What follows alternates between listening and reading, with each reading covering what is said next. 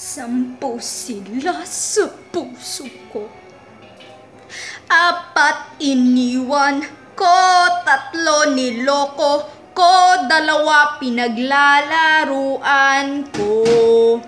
Ang isa ay minahal kong totoo, pero iniwan niya ako. Ang sakit talaga ang sakit talaga ng pusong nagmamahal. Ang sakit talaga. Lahat ng mga nagmamahal sa'yo, iniwan ka. They're just overrated. Para sa akin, love is just contraction that comes out from your body, but there are an illusion. Imaginary. But the love of your family, especially God, they are all real. That's all I can see.